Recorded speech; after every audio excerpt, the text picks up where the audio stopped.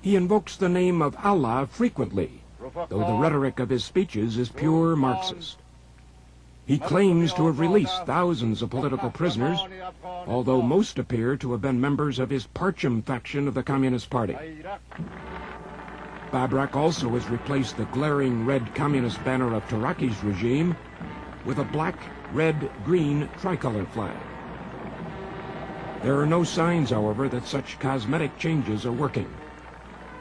Most Afghans probably would agree with an observer who said, "Amin was a tyrant, but at least he was an Afghan. Karmal is the Russians' watchdog. He should be drowned."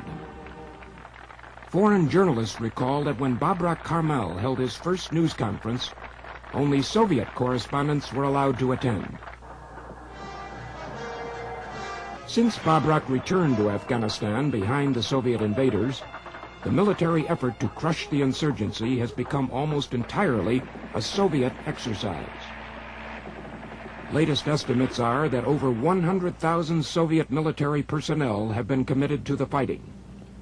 85,000 in Afghanistan, the remainder poised on the Soviet border.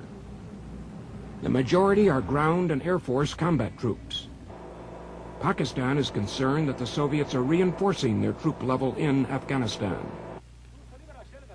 As the Soviets have beefed up their forces, the regular Afghan army has been weakened considerably by desertions. That army, 100,000 men strong at the time of the 1978 communist coup, currently numbers only 20,000 effective regulars. Elements of the crack military garrison in Kabul have had to be disarmed. Soviet combat troops have been identified along major lines of communication in virtually all areas of the country. Most are in the eastern half, particularly in the northeast, where resistance has been greatest. The insurgents control most of the countryside. The Soviet presence is seen in every major city. Their troops man all checkpoints. Still, opposition flares, even in the cities.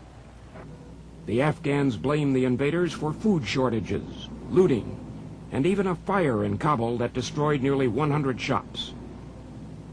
Soviet advisors and civilians, in addition to soldiers, have been killed.